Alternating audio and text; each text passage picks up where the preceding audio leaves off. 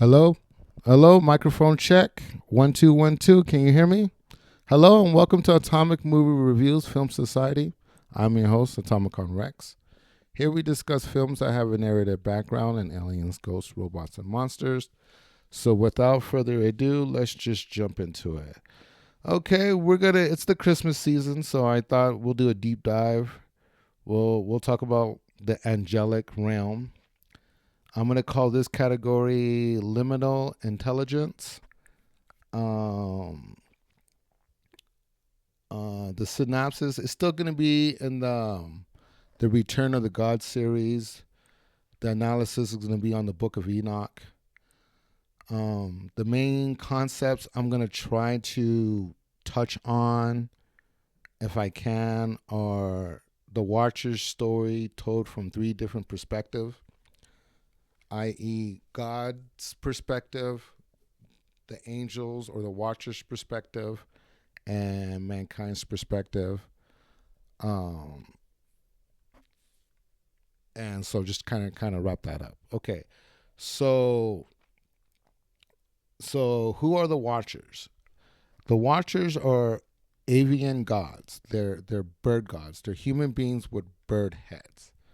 Okay, and in the book of Enoch, they're kind of described as basically Super Saiyans, right? Like they're on fire. On one passage, he speaks about them being made out of fire, and they could like deflame. And then when they deflame, they just look like regular human beings. So that's why I say Super Saiyans. And they're from another world. They're not from planet Earth. They're not earthly. Okay, so avian gods similar to Super Saiyans, according to the Book of Enoch. They are celestial beings made from fire, whom descended to earth and took human women as wives and produced violent, hybrid, cannibalistic offspring who devoured the earth. And so this is why I used this is the whole Vegeta and Goku idea. So I want to keep that in your mind when I'm talking about the Watchers. Um, okay, and another, think about Goku, how he eats a lot, right? And then how he's kind of made out of fire, how he's able to fly around on a magical cloud. Okay, and then every time he gets in a fight with somebody, it's world devastating. Like it devastates the whole world, right?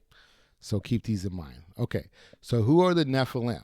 The Nephilim are basically Gohan and Trunks, right? They're half Super Saiyan, half human. Okay, so the offspring of human women, the Watchers. Okay, let me start over. Who are the Nephilim? The offspring of human women and the Watchers, whose existence would forever alter the balance of creation. They were supernatural humans similar to Gohan and Trunks, who literally ate any and every part of creation, even humans. This is the origin of the vampire myth. This was taken out of the Bible. The Book of Enoch was taken out of the Bible because of the rites and rituals that these entities participated, are very suspect, to say the least. Suspect, to say the least. So another mythos that talks about the Nephilim is the Sekhmet myth from Egypt, where it talks about how Ra, this bird-headed god, um, sent a vampire out, basically turned one of his daughters into a vampire, sent her out to punish mankind. Now the story revolves around the vampire getting out of control and Ra having to trick it to bring it back. Okay, and if he didn't trick it, it would have killed all of human beings. Okay, and so that's another tree branch to the mythos of the Nephilim that's separate from the Bible and separate from modern history as we know it. When it comes to modern history, I'm just going to lightly tap on this. When I talk about the flood and modern history and modern science, I'm just talking about the deep freeze. Okay, how there was a global ice age, and basically, after everything thawed, that's where life begins. Okay, that's where our modern idea of creation sits. All right. What I'm saying is that there probably was a global ice age after the global flood.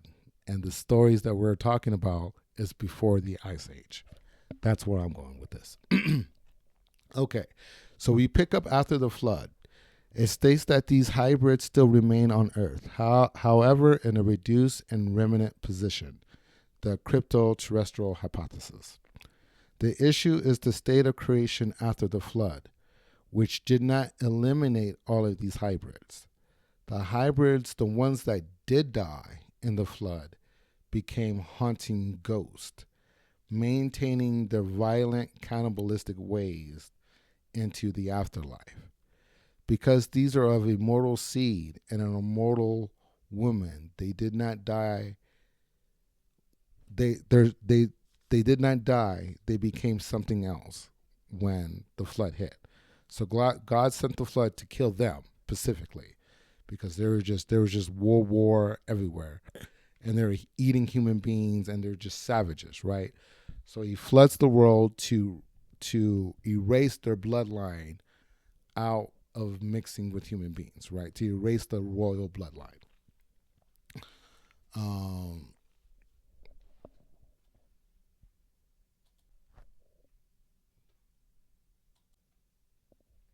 And was not they weren't able to return to the celestial realms with their father.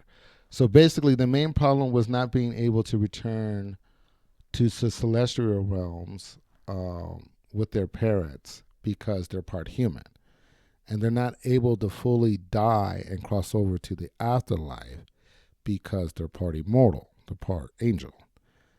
So this is why there was such a scourge on the creation.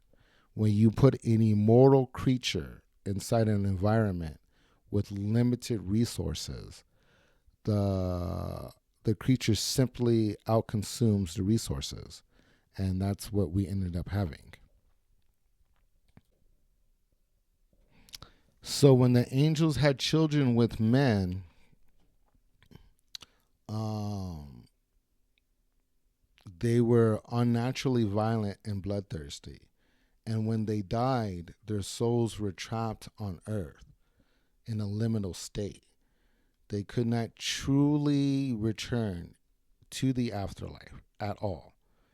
So they remain on earth as vengeful ghosts possessing human beings and causing all manner of warfare.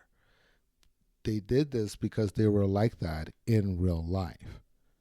Um, and so, what the book of Enoch basically tells us is that these Nephilim, the spirits of the Nephilim, began influencing human beings to worship demons instead of gods. And that's where you get like cattle mutilations and human sacrifices and all of this warfare and drama that we've seen on planet Earth for so long is due to these unnatural, violent, cannibalistic ghosts. Yeah, and God is kind of harsh when he talks about when he passes his judgment onto the watchers, right? And so I'm not going to go. You just read the book of Enoch. You could, read the book of Enoch. Don't go on YouTube and try to get people's interpretation. Read it yourself. So basically, what I understand it is that they are not a creation of God, so they are damned, right? He didn't authorize their existence. He didn't plan for them to exist. He didn't give them a fate or anything like that. So he wants nothing to do with them.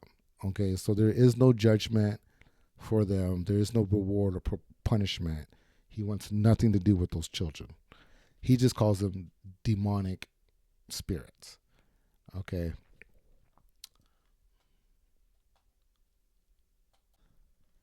So let me conclude by this statement and this idea. Let's take it to a meta level where us human beings have an android working for us and picking our that's enslaved by human beings, basically, right? So let's mind this out. So on a meta level, having an android meant to work and do all the mundane tasks, and then some idiots go and actually procreate with this android. Listen to me. They procreate with the android. Okay. Now the issue is not that the android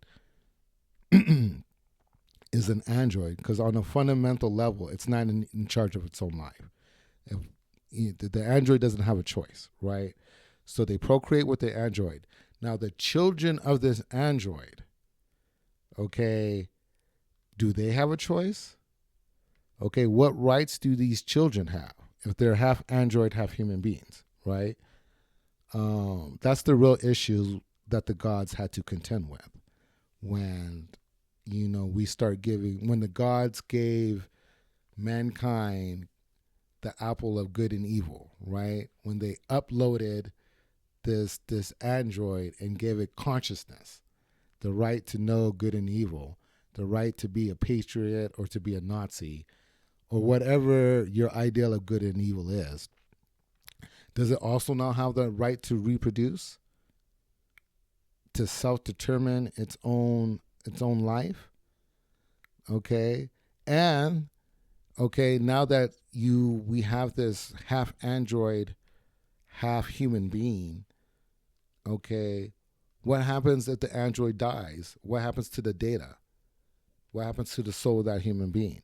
Like, the questions are existential.